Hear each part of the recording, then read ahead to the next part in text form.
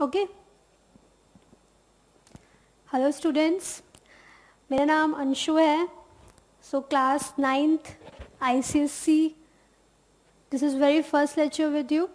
Okay, so यहाँ subject I take bio over है. So सबसे पहले हम समझेंगे कि सब्जेक्ट बेसिकली क्या है, what is biology, what is science, what are the different domains of biology. Okay, so सबसे पहले आप लोग जानते ही हैं कि क्लास 8th में हम लोगों ने पहले भी पढ़ा था कि साइंस बेसिकली क्या होती है, साइंस का बेसिक इंट्रोडक्शन हम लोगों ने समझा था. तो यहाँ अगेन दोबारा समझने की कोशिश करते हैं कि साइंस बेसिकली सब्जेक्ट क्या है. ओके, तो साइंस जो है एक ऐसा सब्जेक्ट है जिसमें आप अपने सराउंडिंग्स की लॉजिकल स्टडी करते हो. लॉजिकल स्टडी का मतलब क्या हुआ कि जो भी हमारे सराउंडिंग्स में फिनोमेना हो रहा है या जो भी इवेंट्स हो रहे हैं या कुछ भी एक्टिविटीज़ हो रही हैं, ठीक, उन एक्टिविटीज़ के पीछे का जो हम रीज़न्स फाइंड आउट करने की कोशिश करते हैं, या ऐसा क्यों हो रहा है या ऐसा कैसे हो रहा है, ठीक है, क्या इसके कॉन्सिक्वेंसेस क्या होंगे, जो भी इस तरीके की चीज़ें जब हम फाइंड आउट करने की कोशिश करते हैं, तो इस तरीके की स्टडी को आप जिस सब्जेक्ट में पढ़ते हैं दैट इज़ साइंस. ओके, तो science is basically logical study of surroundings, fine, या systematic study of surroundings. Clear. तो साइंस के डिफरेंट सब डोमेन्स हैं. यहाँ पर आप पढ़ेंगे फिज़िक्स है, केमिस्ट्री है, बायोलॉजी है, ऐसे करके. अगर बात बायो की करें तो यहाँ पर मेन एरिया जो है एरिया दैट इज़ बायोलॉजी. तो साइंस के बारे में पहले आप लोग लिख लो, लॉजिकल स्टडी या systematic study of surroundings. Okay, तो जो बच्चे पहले ऑलरेडी पढ़े हुए हैं दे ऑलरेडी नो, ठीक है, but this is for the newer ones. The logical study, systematic study of surroundings. Science की 3 ब्रांचेस हैं मेनली, मेजरली, बेसिकली. ओके, तो first one is physics, chemistry, and the third one is biology. तो हमारा जो planet है, जो हमारी धरती है, ग्लोब है, इसमें जब आप लिविंग वर्ल्ड के बारे में पढ़ते हैं, लिविंग वर्ल्ड मीन्स जैसे प्लांट्स हो गए, एनिमल्स हो गए, माइक्रो ऑर्गेनिजम्स हो गए, दुनिया में जितने भी प्लांट्स एग्जिस्ट कर रहे हैं, चाहे वो फ्लावरिंग प्लांट्स हो, चाहे वो नॉन फ्लावरिंग प्लांट्स हो, चाहे ऑर्नामेंटल प्लांट्स हो, ठीक है, या मेडिसिनल प्लांट हो, किसी भी तरीके का प्लांट हो, तो प्लांट्स के बारे में स्टडी करना, एनिमल्स के बारे में स्टडी करना. आप एनिमल वर्ल्ड में देखते हो कितनी डाइवर्सिटी है. आपको मैमल्स देखने को मिल जाएंगे, आपको रेप्टाइल्स देखने को मिल जाएंगे, आपको बर्ड्स देखने को मिल जाएंगे, एक्सेट्रा एक्सेट्रा. ठीक है, तो ऐसे एनिमल्स की काफ़ी ज़्यादा डाइवर्सिटी आपको देखने को मिलेगी. तो प्लांट्स हो गए, एनिमल्स हो गए, माइक्रो ऑर्गेनिजम्स हो गए, माइक्रोब्स में बैक्टीरिया है, वायरस है, ठीक है, प्रोटोजोआ है, फंगस है, यूनिसेलुलर वगैरह. तो इस तरीके से आपको डिफरेंट तरीके के लिविंग्स देखने को मिलेंगे. तो लिविंग्स के बारे में आप जिस सब्जेक्ट में पढ़ते हो that is biology.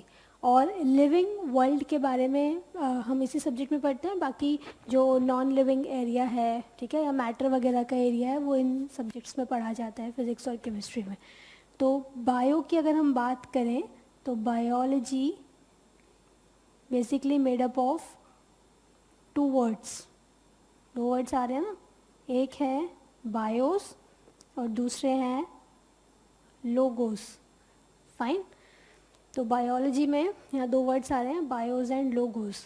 Bio means you know life, ठीक है, लाइफ का मतलब यहाँ पर लिविंग से है. और लोगोस मीन्स टू स्टडी.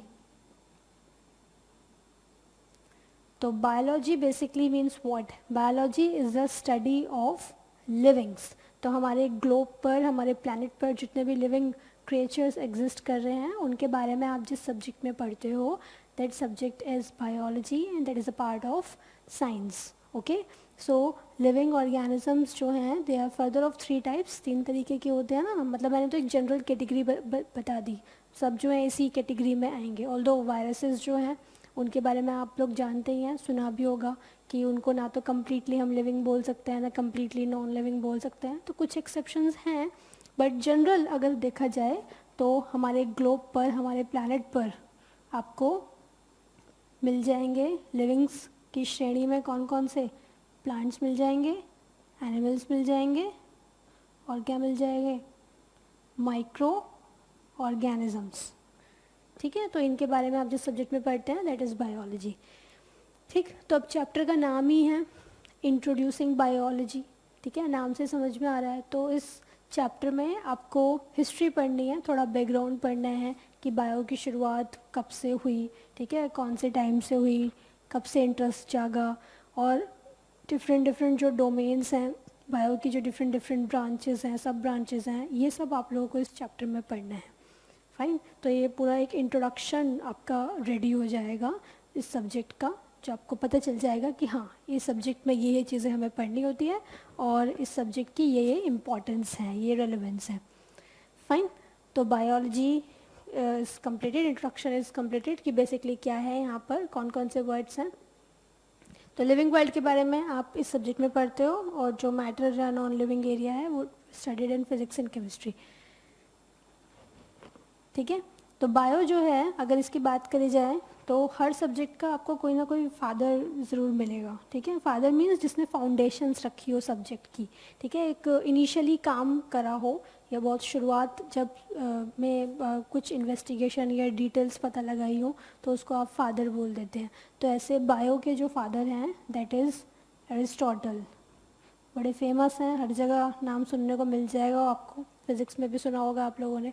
ठीक है, तो बायो में भी है, तो बायो में तो ये फादर ही हैं एरिस्टोटल। ठीक है ना, ना सिर्फ बायो में, ये एक दूसरे सब्जेक्ट के भी हैं, बायो की सब ब्रांच है। तो अगर मैं बायो की बात करूँ तो यहाँ पर आपको इसकी सब ब्रांचेस मिल जाएंगी। ठीक है, अलग अलग डोमेन्स मिल जाएंगे। मेजर डोमेन्स बायो में क्या हैं, एक है बॉटनी, सेकंड है zoology, and the third one is what, medicine. ठीक है, वैसे मेजरली ये बॉटनी ही एंड zoology ही होती है मेनली। ओके, तो बायोलॉजी के फादर हो गए एरिस्टोटल। एरिस्टोटल इसके अलावा zoology के भी फादर हैं। zoology is basically animal science या स्टडी ऑफ एनिमल।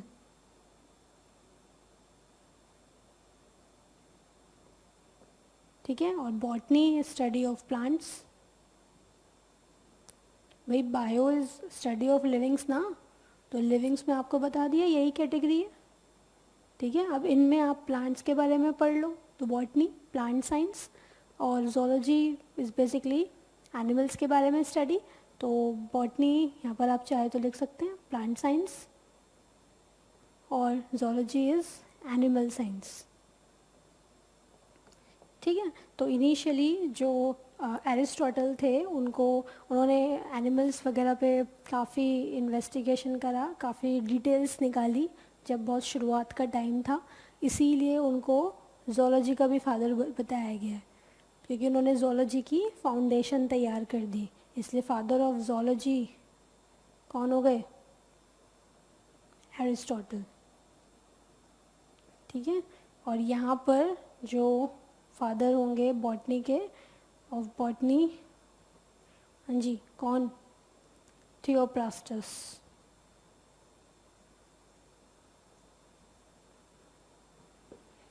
ठीक, तो ये सब चीज़ें हम लोगों ने कंप्लीट कर ली कि बायो जो है बेसिकली क्या सब्जेक्ट है, उसके major domains botany and zoology.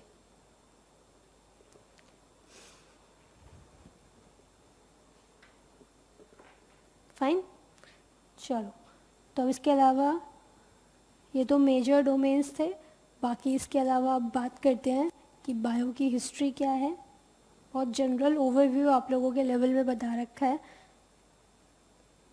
ठीक है, अगर आप लोगों ने एसएसटी में थोड़ी बहुत हिस्ट्री याद हो, क्लास 6 की उसी टाइम में बता रखी होती है। ठीक है, जैसे अभी हम लोग थोड़ी हिस्ट्री पढ़ लेते हैं। ये है birth of Jesus, fine, birth of Jesus. और आज हम हैं 2020 में, 2020 में है ना। और यहाँ आप चले जाओ तो ये जो जीसस से पहले वाला टाइम हो गया, that is before Christ, BC, ठीक है। और जो यहाँ के बाद वाला टाइम हो गया, दैट इज़ आफ्टर क्राइस्ट, ठीक है। AD मीन्स वही anno domini, which means after Christ, fine. तो ये चीज़ें जो थी ये आप लोग हिस्ट्री में पढ़ते ही हो ऑलरेडी। तो यहाँ पर अगर आप लोगों को याद हो तो जब हिस्ट्री रिकॉर्ड करनी शुरू हुई थी, स्टोन एज का नाम आप लोगों ने काफ़ी सुना होगा, है कि नहीं, स्टोन एज।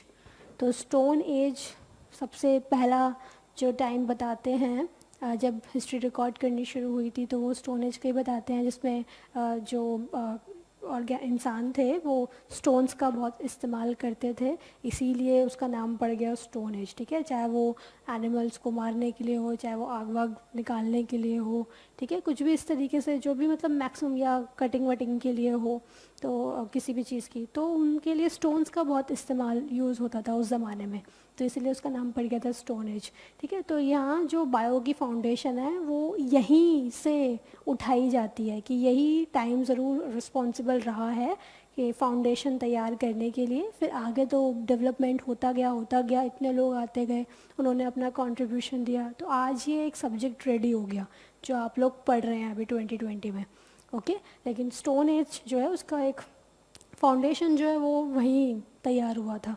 तो स्टोन एज भी आप लोगों ने हिस्ट्री में पढ़ा होगा, इसकी भी 3 फर्दर पार्ट्स इसको डिवाइड कर दिया जाता है, पैलियोलिथिक, मीज़ोलिथिक, नियोलिथिक, है कि नहीं। कि मतलब स्टोन एज सपोज ये टाइम है, मिलियन ऑफ ईयर्स आप लगा लो, आज हम यहाँ बैठे हैं तो यहाँ से मिलियन ईयर्स बैक, ठीक है, तो स्टोन एज था।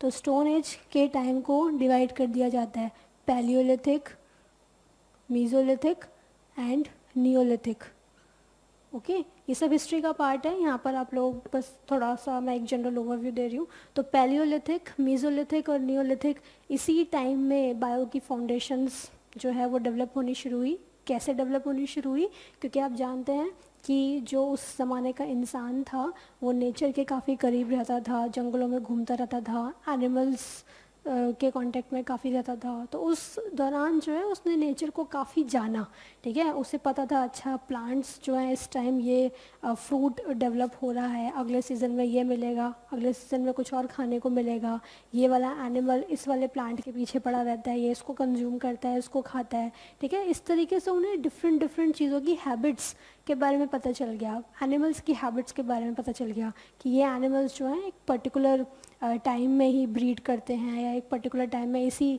जो प्लांट्स हैं इन्हीं के ही फ्रूट्स कंज्यूम करते हैं। इस तरीके से बहुत अलग अलग चीज़ें उन्हें जानने को मिल गई क्योंकि वो नेचर के करीब रहते थे, ठीक है। तो यहीं से ही फाउंडेशन तैयार हो गया, एक बेस तैयार हो गया सब्जेक्ट का। तो इसीलिए स्टोन एज को रिस्पॉन्सिबल माना जाता है कि बेस बेसिकली यहीं से रेडी हुआ है, क्योंकि human was very close to nature at that time, ठीक है। उस टाइम में वो काफ़ी क्लोज था नेचर के, इस वजह से, ठीक है। आज भी है बट उतना कहाँ। तो स्टोन एज जो है उसकी ब्यूटी जो थी वो आप लोगों को बता दी। तो आज हम 2020 में हैं, तो बिफोर क्राइस्ट में सबसे पहले स्टोन एज, वहाँ कुछ इस तरीके का सिनेरियो हुआ और बायो की फाउंडेशंस रेडी हुई।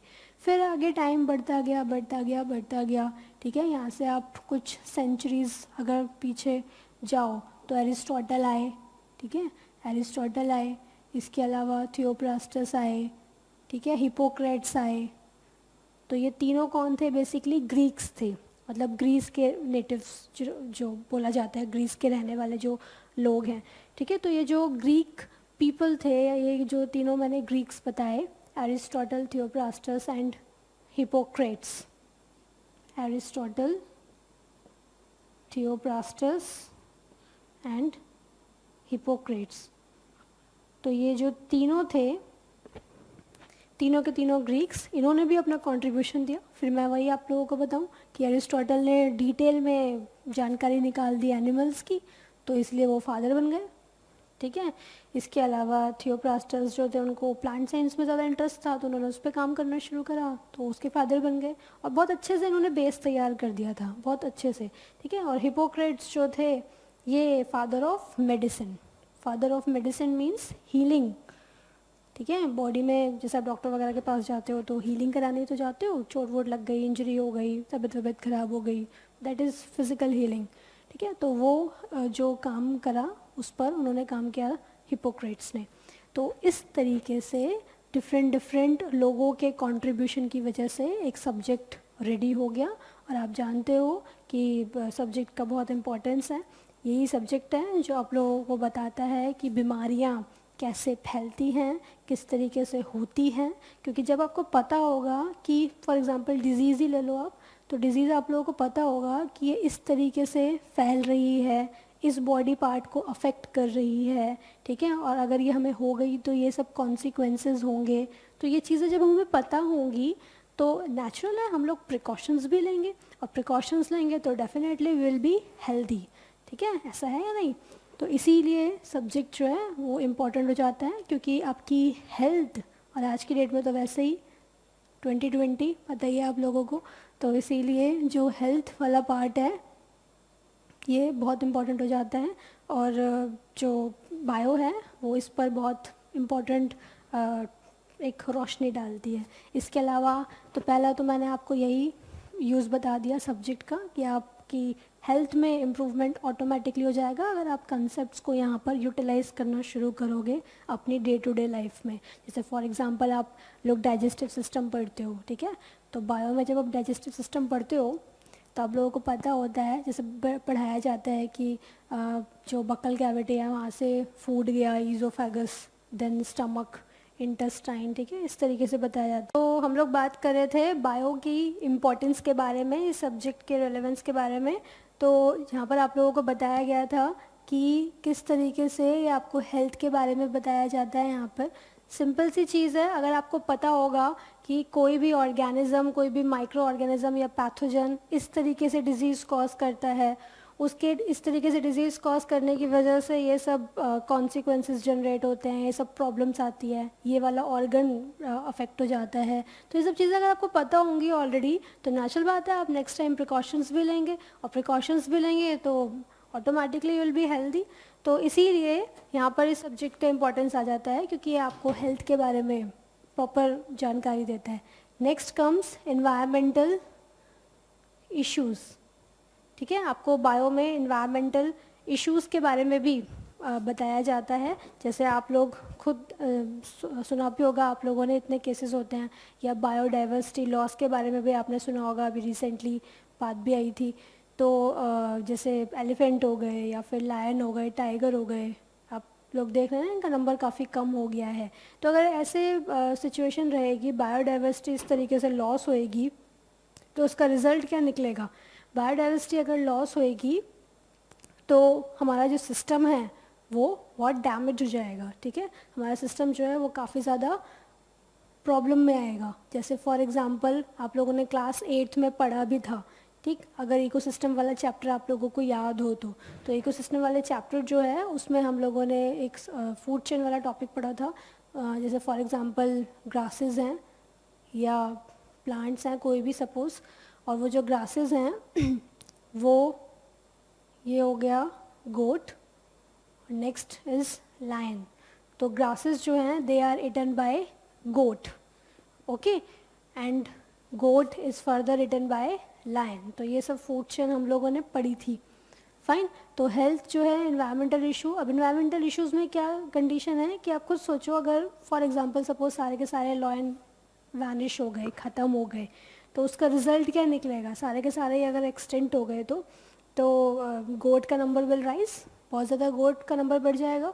और गोट का नंबर अगर इतना बढ़ जाएगा तो नेचुरल बात है ग्रासेस जो हैं धीरे धीरे, या फिर प्लांट्स हैं, गोट्स जो है वो सारे के सारे प्लांट्स को और ग्रासेस को ख़त्म कर देंगे, बिल्कुल निपटा देंगे, है कि नहीं? और धीरे धीरे अगर प्लांट्स ही नहीं रहेंगे तो लाइफ किस तरीके से चलेगी इस प्लैनेट पर?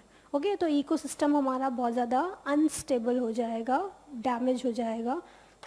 तो इसीलिए इन्वायरमेंटल इश्यूज़ के बारे में, बायोडाइवर्सिटी कंजर्वेशन के बारे में, पोल्यूशन के बारे में, ये सब चीज़ें, ये सब जानकारी भी आपको ये सब्जेक्ट देता है, जिससे आप लोगों को पता चले कि ये सब चीज़ें प्रोटेक्ट करनी बहुत ज़्यादा ज़रूरी है in order to maintain a healthy society. Fine, तो हेल्थ हो गया, इन्वायरमेंटल इश्यूज़ हो गए, ये सब चीज़ें।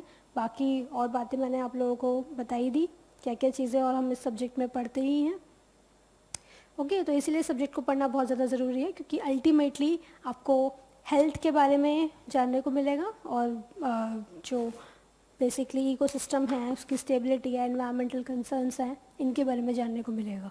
ओके, तो ये एक बार कंप्लीट कर लेते हैं, लिख लेते हैं।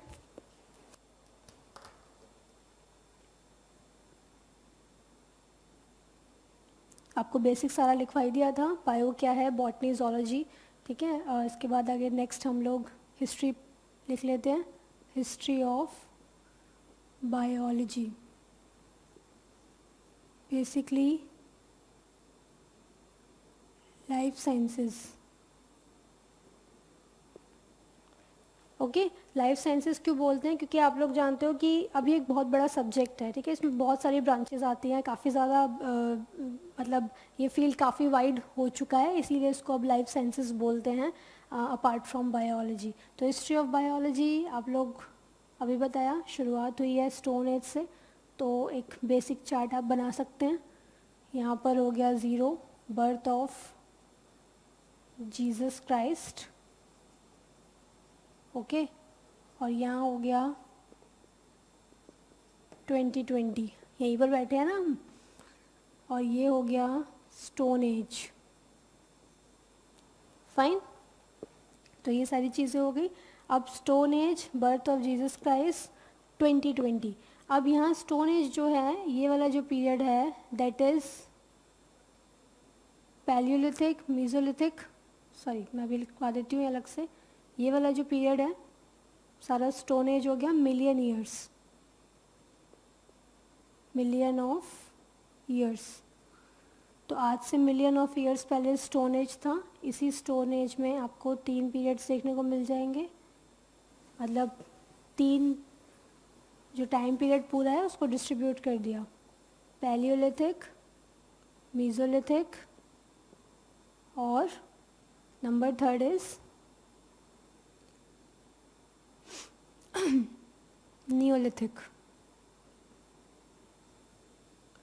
तो इन तीनों को मिलाकर के स्टोन एज बनता है, ओके। तो इन तीनों की क्या खास बात है कि ह्यूमन जो है, आप लोगों को पता ही है स्टोन एज के टाइम में क्या हुआ था। ह्यूमंस जो थे उन्होंने खुद को सेटल डाउन करना शुरू कर दिया,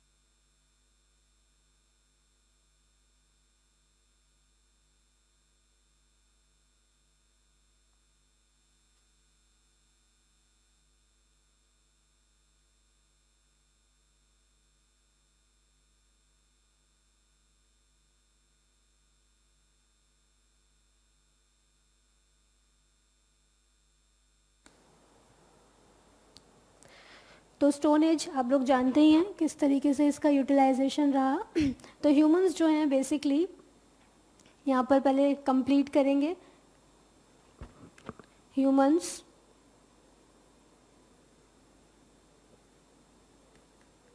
पैलियोलिथिक, मेसोलिथिक एंड नियोलिथिक।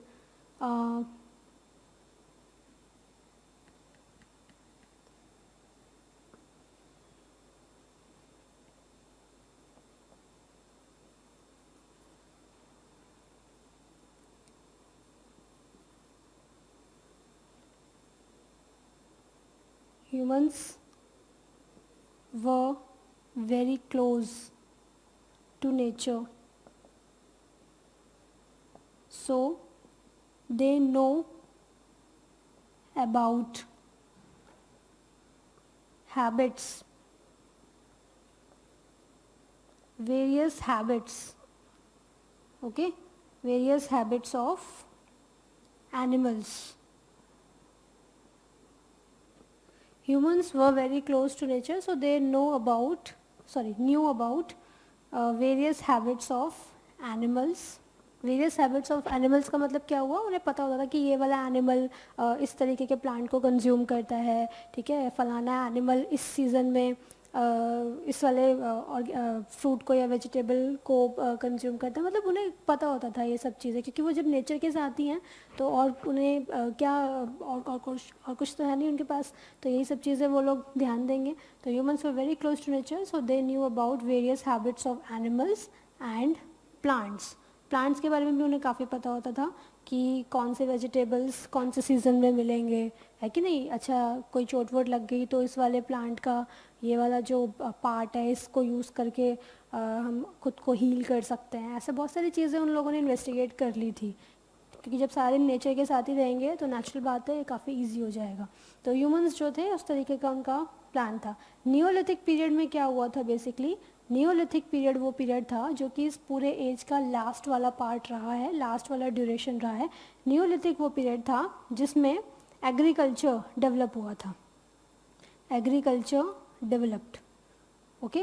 तो एग्रीकल्चर जब डेवलप्ड होगा तो नेचुरल बात है भाई, पहले वाली जो स्टोन एज का टाइम था, पैलियोलिथिक, मेसोलिथिक, इस कंडीशन में जो ह्यूमंस थे वो किस तरीके के थे, वो नोमैडिक थे। Fine, nomadic in the sense वो घूमते रहते थे, ट्रैवल करते रहते थे, रात को केव वगैरह में रुक गए और वहाँ पर वो पेंटिंग्स वेंटिंग्स कर दी है, ये सब चीज़ें थी। लेकिन बाद में जैसे जैसे टाइम बढ़ता गया और ये वाला एरा आया, नियोलिथिक पीरियड आया, उसके बाद एग्रीकल्चर, उस दौरान एग्रीकल्चर डेवलप हो गया। एग्रीकल्चर का मतलब क्या कि उन्हें लगा कि अरे ये प्लांट्स वेजिटेबल्स जो ग्रो कर रहे हैं क्यों ना अब इनको ही हम उगा सकते हैं, क्योंकि उन्होंने देख लिया था कि किस तरीके से सीड्स वगैरह जो हैं ये अपने आप गिर करके नया प्लांट डेवलप कर रही हैं इतने टाइम तक नेचर के साथ रहने से। तो इस तरीके से उन्होंने सोचा कि अच्छा हम एग्रीकल्चर डेवलप कर सकते हैं। और एग्रीकल्चर जब डेवलप होता है तो क्या स्टार्ट हो जाता है, ह्यूमन सेटलमेंट, यानी कि अब ह्यूमन नोमैडिक नहीं रह सकता, अब उसे एक जगह सेटल होना ही पड़ेगा।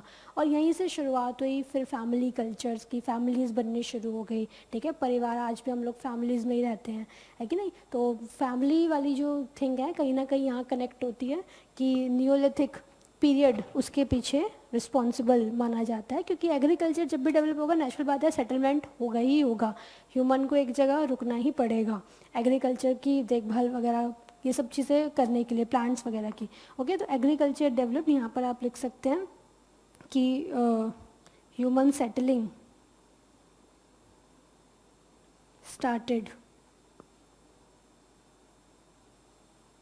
ठीक है, ह्यूमन सेटलमेंट स्टार्टेड। तो इस तरीके से स्टोन एज की फाउंडेशन रही है। इस तरीके से पता चला है कि सभी जो क्रिएचर्स हैं, मतलब बेसिकली जो ह्यूमंस उस ज़माने में रहे थे, वो ह्यूमंस का नेचर के प्रति बहुत इंट्रैक्शन रहा है उनके साथ, और वो जो नेचर के साथ जो भी इंट्रैक्शन उनका रहा है उस दौरान उन्हें प्लांट्स के बारे में पता चला, एनिमल्स के बारे में पता चला, और इस तरीके से फाउंडेशन रेडी हो गई, ठीक है। उसके बाद यहाँ पर एंट्री हुई ग्रीक्स की, ठीक है। तो ग्रीक्स यानी कि नेटिव ऑफ ग्रीस, उनको ग्रीक्स कहा जाता है। तो ये जो ग्रीक्स हैं ये तीन तरीके के थे, तीन लोग थे जिनका काफ़ी इम्पोर्टेंट कंट्रीब्यूशन रहा फाइन, ज़्यादा डिफरेंस नहीं है, कहीं आप लोग समझे कि मतलब ये थोड़े बहुत साल का डिफरेंस रहा होगा ऊपर नीचे।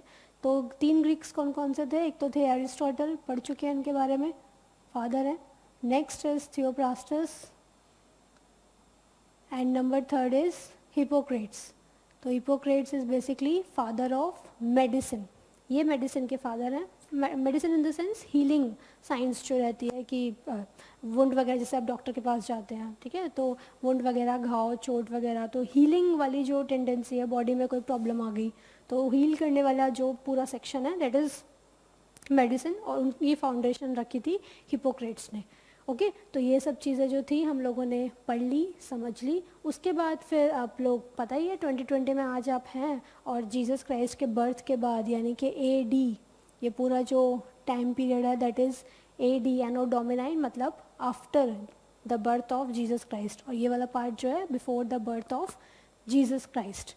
ओके, तो ये वाला जो पार्ट रहा है, AD वाला जो पार्ट रहा है, इस कंडीशन में क्या है कि यहाँ पर आपको क्या देखने को मिलेगा कि काफ़ी सारे और दूसरे लोग भी हैं, जैसे रॉबर्ट हुक का नाम आपने सुना होगा, जिन्होंने सेल के बारे में बताया, ऐसे रॉबर्ट ब्राउन, ठीक है, लुइस पास्चर, ओके, ऐसे एडवर्ड जेनर, अलेक्जेंडर फ्लेमिंग्स, बहुत सारे लोग हैं और उन्होंने डिफरेंट अपना कंट्रीब्यूशन दिया, ठीक है, और ऐसे करते करते सब्जेक्ट काफ़ी डेवलप हो गया, और आज तो आप लोग जानते हैं फुल फ्लेजेड है, बढ़िया साइंस है, बहुत बड़ी साइंस है, ठीक है, पढ़ने पर आए तो आई थिंक लाइफ का अच्छा खासा हिस्सा, इवन आई वुड से कि लाइफ ही कम पड़ जाए। तो इस तरीके से बहुत बड़ी साइंस अब ये बन चुकी है, इसीलिए अब इसको अब क्या बोलते हैं, लाइफ साइंसेस। फाइन, तो ये एक बेसिक हिस्ट्री थी। तो बायो की जो फाउंडेशन है वो स्टोन एज से ही है, क्योंकि human was very close to nature, और इसीलिए उसको पता चला हैबिट्स के बारे में, तौर तरीक़ों के बारे में, दूसरे एनिमल्स के और प्लांट्स के, और ऐसे करते करते फिर सब्जेक्ट डेवलप होता चला गया। ओके, तो ये एक बेसिक हिस्ट्री थी। इसके बाद हम बात करते हैं branches of biology, various branches of biology. वो तो मेन ब्रांचेस थी, बॉटनी एंड zoology। अब जो आती हैं वो बेसिकली है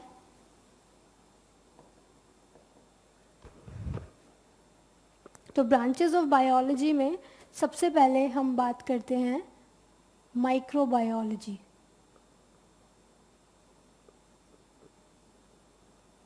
ठीक है, ब्रांचेस ऑफ बायोलॉजी में हम बात करते हैं माइक्रोबायोलॉजी। तो microbiology is basically study of microbes, study of microbes. Microbes बोल लो चाहे आप माइक्रो ऑर्गेनिजम्स बोल लो, एक ही बात है, यानी कि वो ऑर्गेनिज्म जो आपको नेकेड आई से नहीं दिखाई देते, ठीक है, जो आपको माइक्रोस्कोप से दिखाई देते हैं, उन ऑर्गेनिजम्स को आप क्या बोलते हैं, माइक्रोब्स। फाइन, तो ये जो माइक्रो ऑर्गेनिजम्स हैं इनकी स्टडी आप जिस सब्जेक्ट में करते हैं उस सब्जेक्ट को बोला जाता है माइक्रोबायोलॉजी। ओके, तो माइक्रोबायोलॉजी की भी फिर आगे फर्दर सब ब्रांचेस भी है, जैसे फॉर एग्जांपल बैक्टीरियोलॉजी है। तो बैक्टीरियोलॉजी में हम लोग क्या पढ़ते हैं, बैक्टीरिया के बारे में पढ़ते हैं, ठीक है, कि बैक्टीरिया जो है ये कैसा दिखाई देता है, इसका क्या स्ट्रक्चर है, ये कैसे अपनी पॉपुलेशन बढ़ाता है, कैसे डिजीज़ कॉज करता है। तो ये जनरल चीज़ें जो रहती हैं ये हम बैक्टीरियोलॉजी में पढ़ते हैं। तो this will be study of bacteria, ये आप लोग अपने साथ आप लिखते चलो। नेक्स्ट जो है इसके बाद माइकोलॉजी। माइको वर्ड लगाते हैं फंगस के लिए। फंगस क्या होती है, फंगस की स्टडी, लॉजी मतलब स्टडी। तो फंगस जो होती है ये वो ऑर्गेनिज्म होती है जो डेड या डिकेड, मरी हुई चीज़ें या सड़ी हुई चीज़ों पर ग्रो करती है। फाइन, तो मरी हुई चीज़ों पे ग्रो करना, सड़ी हुई चीज़ों पे ग्रो करना, ये काम फंगस का होता है। तो इसके बारे में आप स्टडी करते हैं माइकोलॉजी में, और ये पढ़नी भी ज़रूरी है क्योंकि आप जानते हैं हमारा जो खाना ख़राब हो जाता है समर्स में या रेनी सीजन में, काफ़ी हमारा फूड बाहर रख दो और वो स्पॉइल हो जाएगा, उसमें से स्मेल आनी शुरू हो जाएगी बिकॉज ऑफ फंगस। ठीक है, तो ये जो फंगस रहती है, अगर हमें पता होगा ये सब चीज़ें तो नेचुरल बात है हम ये सब चीज़ें अवॉइड करेंगे, तो इसीलिए सब्जेक्ट का एक रेलेवेंस रहता है। ओके, तो माइकोलॉजी में हम ये पढ़ते हैं। ऐसे ही फाइकोलॉजी, तो फाइकोलॉजी में पढ़ाया क्या जाता है, फाइको मीन्स एल्गी, ठीक है, तो यहाँ पर आप एल्गी के बारे में पढ़ते हैं। एल्गी को हिंदी में बोलते हैं काई, ठीक है। एल्गी क्या होती है, this is thalloid plant. Thalloid plant यानी कि ऐसा प्लांट, भाई प्लांट आप जनरली देखते हो, तो प्लांट जब आप देखते हो तो आपको क्या देखने को मिलता है? आपको उसमें रूट मिलेगी, स्टेम मिलेगा, ठीक है, लीव्स मिलेगी, ये सारी की सारी चीज़ें आपको प्लांट में देखने को मिलेगी। लेकिन ऐसा एक प्लांट जिसमें ना तो आप प्रॉपर डिफ्रेंशिएट कर पाओ कि रूट्स कहाँ हैं, स्टेम कहाँ है, लीव्स कहाँ हैं, पता ही ना चले। अब काई के केस में क्या होता है, ना तो हमें पता चलता है, अब जब आप लोग काई देखते हो तो आपको पता ही नहीं चलता उसमें रूट्स कहाँ हैं, स्टेम कहाँ है, लीव्स कहाँ हैं, आइडिया नहीं लग पाएगा ना। तो ऐसे प्लांट जो कि कहने को तो प्लांट ही है लेकिन रूट स्टेम लीव्स कुछ नहीं है उसके पास, मतलब पता ही नहीं चल पा रहा है, तो ऐसी प्लांट बॉडी को आप बोल देते हो थैलॉइड, और वो कौन है? एल्गी। ठीक है, तो उसके बारे में आप पढ़ते हैं फाइकोलॉजी में। फिर इसके अलावा और हो गया वायरोलॉजी। तो वायरोलॉजी में हम स्टडी करते हैं वायरसेस की, आजकल तो काफ़ी पॉपुलर हैं एज यू नो। ओके, तो वायरोलॉजी में हम स्टडी करते हैं वायरसेस की। तो वायरस क्या होते हैं? Virus basically they are obligate parasites, they are obligate parasites. Fine, obligate parasites का मतलब क्या हुआ? ऑब्लिगेट पैरासाइट मीन्स कि भाई पैरासाइट आप क्या समझते हो? पैरासाइट का मतलब हिंदी में बोल देते हैं परजीवी। तो पैरासाइट्स का मतलब ये हुआ कि वो ऑर्गेनिज्म जो अपनी बेसिक नीड्स के लिए किसी दूसरे ऑर्गेनिज्म पे डिपेंडेंट है, उसको आप बोलते हो पैरासाइट। फॉर एग्जांपल ये कोई ऑर्गेनिज्म है और अपनी बेसिक नीड, इसकी बेसिक नीड क्या हो सकती है? कोई भी ऑर्गेनिज्म है उसकी फंडामेंटल नीड क्या होएगी भाई? या तो उसको फूड चाहिए होगा, चाहिए ही होगा, और दूसरा शेल्टर, रहने का स्थान, कहाँ रहेगा? आसमान में थोड़ा ना रहेगा। तो फूड और शेल्टर जो है ये उसकी बेसिक नीड हो गई। तो ये पर्टिकुलर कोई ऑर्गेनिज्म है अपनी बेसिक नीड के लिए इस पे डिपेंडेंट है, मतलब फूड भी इससे ही ले रहा है और रह भी इसी पर ही रहा है। ठीक है, तो इसलिए वो ऑर्गेनिज्म जो फूड और शेल्टर के लिए किसी दूसरे पे डिपेंडेंट है, उस ऑर्गेनिज्म को आप क्या बोलोगे? पैरासाइट। तो ये हो गया पैरासाइट, और जिस पर डिपेंडेंट है वो क्या हो गया? होस्ट। फाइन, तो पैरासाइट्स बेसिकली वही ऑर्गेनिजम्स होते हैं जो अपनी बेसिक नीड्स यानी कि फूड और शेल्टर के लिए किसी दूसरे ऑर्गेनिज्म पे डिपेंडेंट होते हैं, and that another organism is called as host. Okay, तो उसे कहा जाता है पैरासाइट। तो वायरसेस जो होते हैं they are obligate parasites. Obligate parasites बोले तो ऑब्लिगेट पैरासाइट मीन्स कि ये कंपल्सरी पैरासिटिक लाइफ ही जीते हैं, इनको और कोई लाइफ जीनी नहीं आती, ये बहुत आलसी हैं। ठीक है, ये बहुत बस पैरासाइट ही लाइफ जिएंगे, इनको आप किसी दूसरे मोड में ढालने की कोशिश करो ये नहीं रहेंगे। ठीक है, तो they are obligate parasite. Secondly, they are neither completely living, ना तो ये कम्प्लीटली लिविंग होते हैं nor completely non living. Completely non living, ना तो ये कम्प्लीटली लिविंग होते हैं ना ये कम्प्लीटली नॉन लिविंग होते हैं। ओके, इसका क्या मतलब हुआ? वही वायरसेस जो होते हैं आप लोग देखो ये बाहर नेचर में, ठीक है, लिविंग बॉडी से बाहर ये पार्टिकल की तरह बिहेव करते हैं। ठीक, लेकिन जैसे ये बॉडी के अंदर जाएंगे, आप लोग सांस ले रहे हो उसके ज़रिए चले गए, खाना खा रहे हो उसके ज़रिए चले गए, ठीक है, डिफरेंट कट लग गया बॉडी में, कोई घाव हो उसके ज़रिए चले गए, तो इस तरीके से वो बॉडी के अंदर पहुंच जाते हैं। अंदर पहुंच के बेसिकली क्या किसकी तरह बिहेव करते हैं? लिविंग की तरह बिहेव करते हैं। तब वो नॉन लिविंग की तरह नहीं, लिविंग की तरह बिहेव करेंगे। कैसे लिविंग की तरह बिहेव करेंगे? वो जो हमारी बॉडी की सेल्स हैं, सपोज हमारी बॉडी की सेल है और यहाँ पर बैठा हुआ है डीएनए, ठीक है, डीएनए प्रेजेंट है न्यूक्लियस में। तो ये जो डीएनए है, इस डीएनए को, ये वायरस आ गया अंदर, इस डीएनए को अब ये वायरस कंट्रोल करना शुरू कर देता है। मैं बहुत जनरल आप लोगों को बता रही हूँ। तो ये वायरस अब इस डीएनए को कंट्रोल करना शुरू कर देता है और ये डीएनए अब मल्टीपल कॉपीज़ बनाता है वायरसेस की। मतलब ये जो एक वायरस है अब ये अपने जैसे कई सारे वायरसेस बनवा लेगा इस डीएनए से।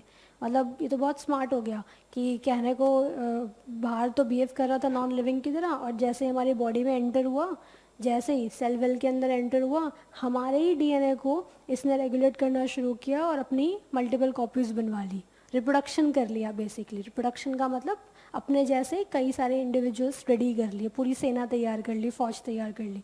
ओके, तो यहाँ पर ये जो सारे के सारे क्रिएचर्स हो गए, वायरसेस ने जो ये सारे के सारे ऑर्गेनिज्म बना दिए डीएनए ने हमारे, ठीक है, तो इस प्रोसेस को आपने बोल दिया रिप्रोडक्शन। और रिप्रोडक्शन जो है ये किसकी कैरेक्टरिस्टिक है, कौन से ऑर्गेनिज्म की कैरेक्टरिस्टिक है? ये कैरेक्टरिस्टिक होती है लिविंग की या नॉन लिविंग की? लिविंग की। लिविंग ऑर्गेनिज्म में तो रिप्रोडक्शन शो करते हैं, नॉन लिविंग थोड़ी। इसीलिए वायरस बाहर था नॉन लिविंग की तरह, लेकिन जैसे ही हमारे बॉडी में एंटर हुआ या प्लांट बॉडी में एंटर हुआ या किसी बैक्टीरिया की बॉडी में एंटर हुआ, किसी की भी बॉडी में, बस लिविंग होना चाहिए, तो उसकी बॉडी में अगर एंटर हुआ तो ये कौन सा प्रोसेस करना शुरू कर देगा? रिप्रोडक्शन। उसी की सेल यूटिलाइज करेगा और नए नए ऑर्गेनिज्म बनाना चालू कर देगा। तो रिप्रोडक्शन अगर वो कर रहा है तो रिप्रोडक्शन होना लिविंग का संकेत है, ठीक है।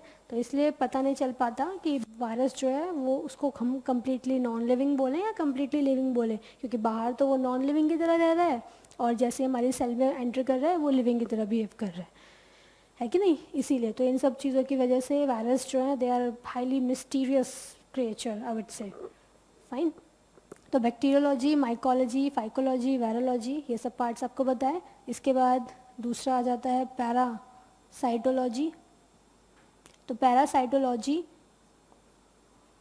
एज वी डिस्कस्ड, तो parasitology basically study of parasites. Study of parasites. Parasites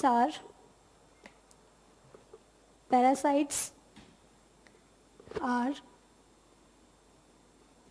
the organism. Parasites are the organisms which derive. Parasites are the organisms which derive their basic needs. Their basic needs. Parasites are the organisms which derive their basic needs. Basic needs means food and shelter from another organism.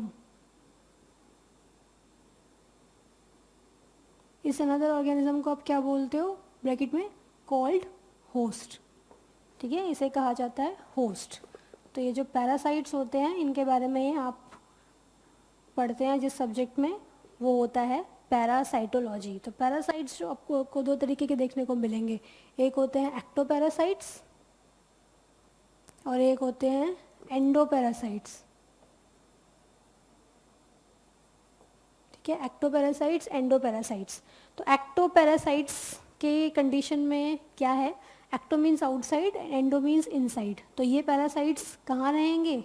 ये host body के अंदर रहेंगे या बाहर रहेंगे, ठीक है। तो एक्टोपैरासाइट्स जो होते हैं they are found on surface of, mind the word, यहाँ पे ऑन लिखा है, found on surface of host body. ये होस्ट बॉडी के सरफेस पर मिलेंगे, ठीक है। फॉर एग्जांपल जैसे आप लोग डॉग्स की बॉडी में टिक्स देखते हैं, कीड़े हो जाते हैं ना छोटे छोटे, डॉग की बॉडी पे सरफेस पर ही तो मिलेंगे, या बाल जो हेयर वगैरह हैं उसमें जुएँ हो जाती हैं, लाइस जिनको बोल देते हैं, ठीक है। तो ये सब आपको होस्ट बॉडी के सरफेस पे मिलेंगे और ये सब ऑर्गेनिज्म हमारी बॉडी से या डॉग की बॉडी से क्या ले रहे हैं? फूड ले रहे हैं, ठीक है, ब्लड वगैरह ले रहे हैं और शेल्टर तो मिल ही रहा है उनको बढ़िया वाला। तो found on surface of host body, तो उनको आप एक्टोपैरासाइट बोलेंगे। और endoparasites found inside the host body, ठीक है, ये बॉडी के अंदर मिलेंगे। जैसे for example worms in human body, तो हमारी बॉडी में जो कीड़े मिलते हैं अंदर रहते हैं ना बॉडी की इंटेस्टाइन्स वगैरह में, तो इसीलिए उन्हें हम बोलेंगे एंडोपैरासाइट्स। फाइन। तो पैरासाइट्स के बारे में आप जिस सब्जेक्ट में पढ़ते हैं दैट इज़ पैरासाइटोलॉजी, ओके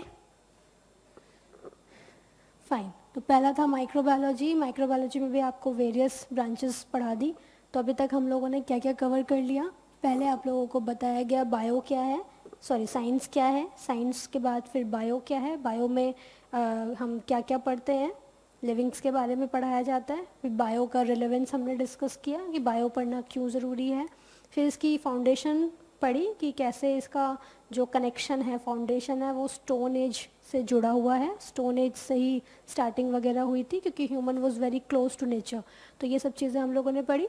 उसके बाद हम after the birth of Jesus Christ और दूसरे साइंटिस्ट ने क्या क्या अपना कंट्रीब्यूशन दिया है, ये सब चीज़ें हम लोगों ने डिस्कस करी.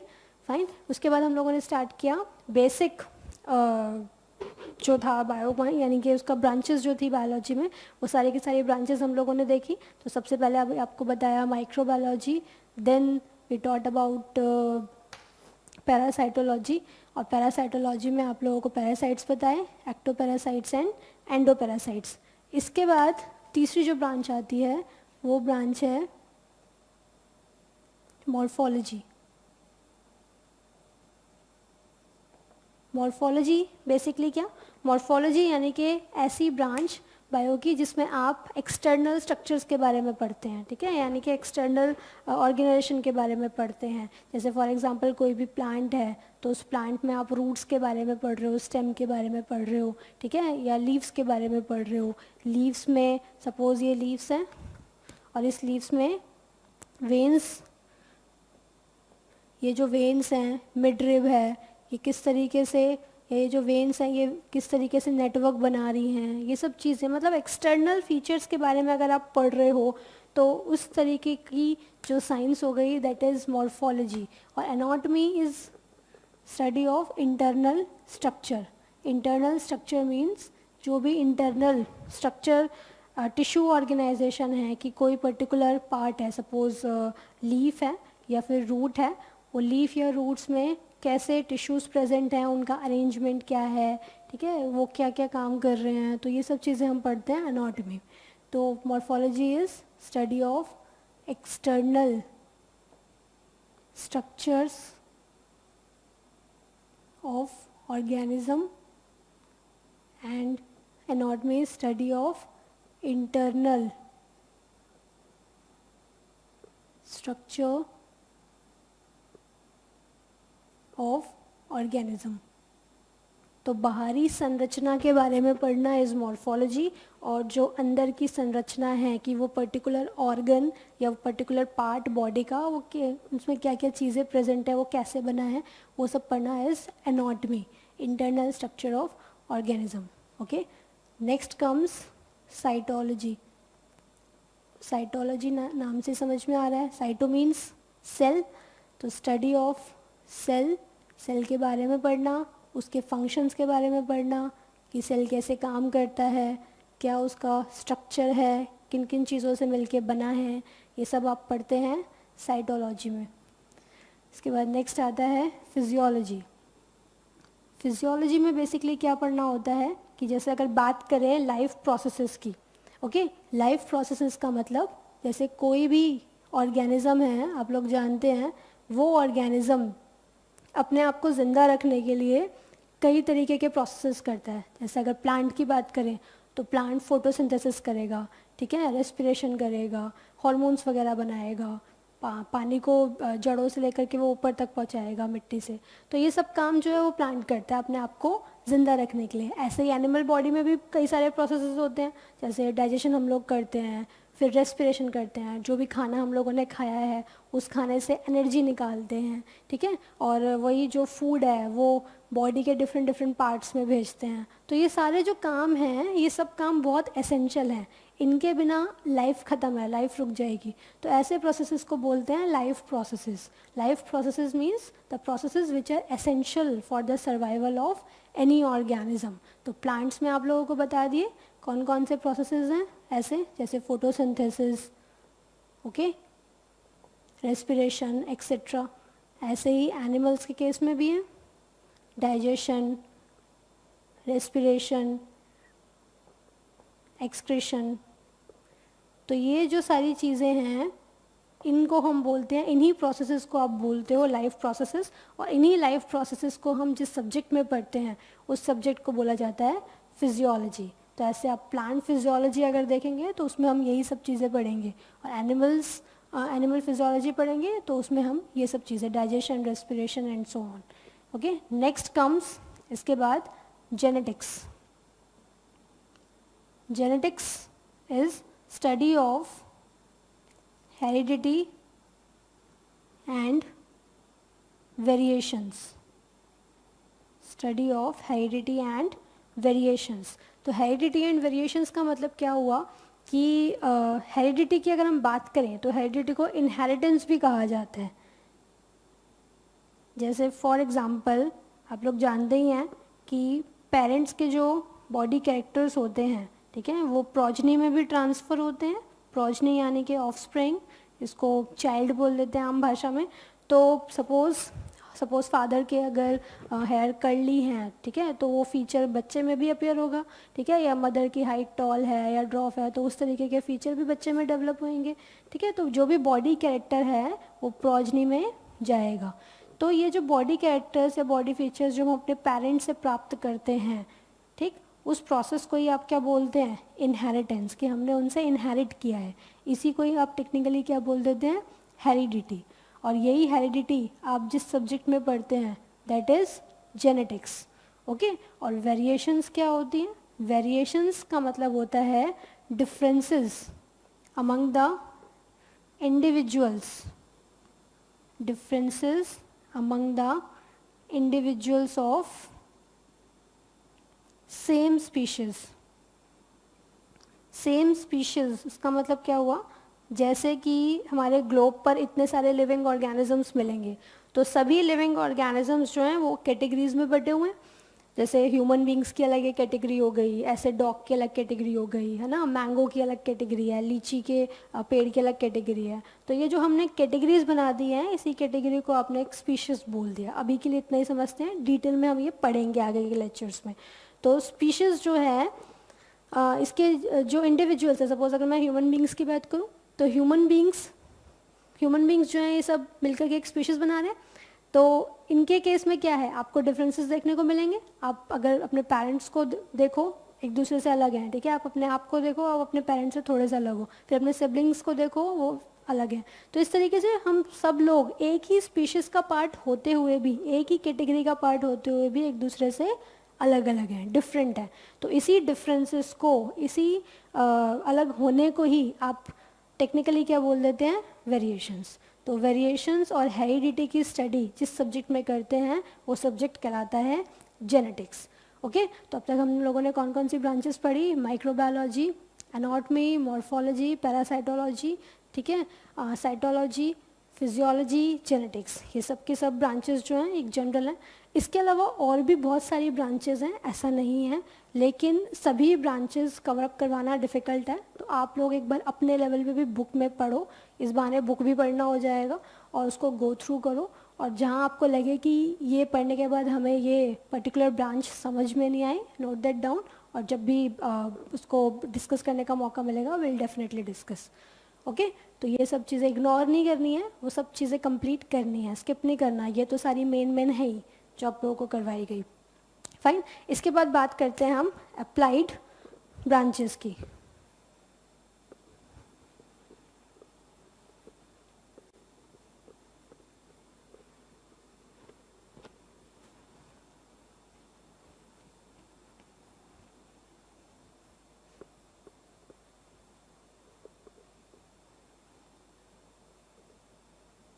तो अप्लाइड जो ब्रांचेस हैं उसमें सबसे पहले एग्रीकल्चर।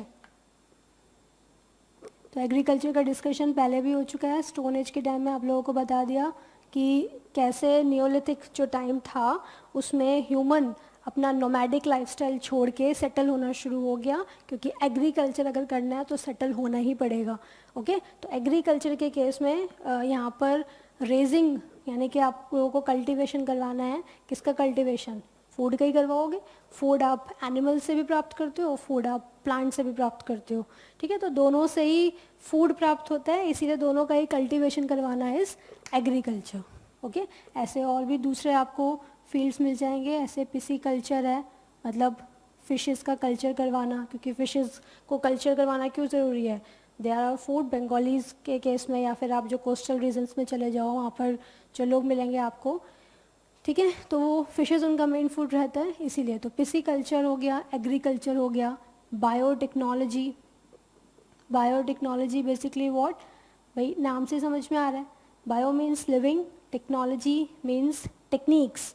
तो कुछ टेक्निक्स आप लिविंग्स के केस में इंसर्ट कर दो और उससे कुछ नया डेवलप कर दो, ठीक है। टेक्निक्स का इंट्रोडक्शन कर दो लिविंग सेल के अंदर, और उस सेल के में कुछ जो चेंजेस आएंगे उससे कुछ नया कुछ निकल जाए, दैट इज़ बायोटेक्नोलॉजी। जैसे फॉर एग्जांपल अगर हम बात करें कि ये कोई नॉर्मल बैक्टीरियल सेल है, इस बैक्टीरियल सेल में हम अगर इसके डीएनए में एक जीन इंसर्ट कर दें, ये जीन हमने लिया सपोज़ हार्मोन का, इंसुलिन हार्मोन का ही ले लिया, तो इंसुलिन हार्मोन आप लोग जानते हैं क्या फंक्शन परफॉर्म करती है, पहले भी पढ़ चुके हैं, क्लास 8 आईसीएससी में भी पढ़ा था एंडोक्राइनोलॉजी में इंसुलिन का क्या रोल होता है। तो स्टमक से ठीक नीचे जो पेनक्रियाज है, पेनक्रियाज जो है वो हार्मोन्स सिक्रीट करता है, दो हार्मोन्स इंसुलिन और ग्लूकागन, फाइन। तो इंसुलिन और ग्लूकागन हार्मोन, दो हार्मोन सिक्रीट करता है। इंसुलिन का क्या रोल होता है कि जो भी आप खाना खा रहे हो और खाना खाने के बाद जो फूड डाइजेस्ट हुआ है और ग्लूकोज बन गया है, वो ग्लूकोज ब्लड के माध्यम से ट्रैवल करना शुरू करता है और हमारी बॉडी की जो डिफरेंट सेल्स हैं वो उसे अपटेक करती हैं। लेकिन वो अपटेक कब करेंगी, जब इनको मैसेज मिलेगा, और मैसेज जाकर कौन देगा, इंसुलिन। तो इंसुलिन जाके इनको मैसेज देगी कि ब्लड के अंदर ग्लूकोज आ गया है, अब इसे एब्जॉर्ब कर लो, तो ये उसको एब्जॉर्ब कर लेंगी। तो इंसुलिन हार्मोन जो है अगर इसकी कमी हो जाएगी तो नेचुरल बात है ये जो ग्लूकोज ब्लड में है इसे कोई एब्जॉर्ब नहीं कर पाएगा, और ब्लड के अंदर ये जो ग्लूकोज का लेवल है ये काफ़ी बढ़ जाएगा। इस बढ़ी हुई ग्लूकोज की कंडीशन को ही आप क्या बोल देते हैं, डायबिटीज़ मेलिटस, ओके। तो इंसुलिन की अगर कमी होगी तो condition will be diabetes mellitus. तो इससे बचने के लिए इंसुलिन के इंजेक्शंस वगैरह लगाए जाते हैं। तो ये इंसुलिन जो है बेसिकली आती कहाँ से है, इंसुलिन का कोई जीन लो और इकोलाई बैक्टीरिया के अंदर इंट्रोड्यूस कर दो, और फिर ये बैक्टीरिया जो है फिर आगे इंसुलिन फॉर्म करवाएगा, इसी इंसुलिन को मॉडिफाई कर दिया जाता है और फिर कमर्शलाइजेशन कर दिया जाता है। तो इस तरीके से आपने एक लिविंग ऑर्गेनिज्म में कुछ टेक्निक्स लगाई और कुछ नया इन्वेंट कर लिया, दैट इज़ बायोटेक्नोलॉजी, फाइन। तो ऐसे करके काफ़ी सारी और ब्रांचेस भी हैं। तो इस चैप्टर में इंट्रोड्यूसिंग बायोलॉजी में इतना ही है कि बायो बेसिकली सब्जेक्ट क्या है, इसका सिग्निफिकेंस क्या है, क्यों ज़रूरी है पढ़ना इसे, ठीक है। हमें एनवायरमेंटल कंसर्न्स बताती है, हेल्थ के बारे में बताती है, और भी काफ़ी कुछ, पोल्यूशन वगैरह जो है किस तरीके से डैमेज करता है ये सब। और इसके अलावा हम लोगों ने ब्रांचेस पढ़ी कि बायो की और सब ब्रांचेस क्या हैं, और अप्लाइड ब्रांचेस पढ़ी। तो ये सब चीज़ें आप एक बार बुक में से ज़रूर पढ़ेंगे, और जो भी ब्रांच नहीं समझ में आती है note that down, will discuss later in the class, okay.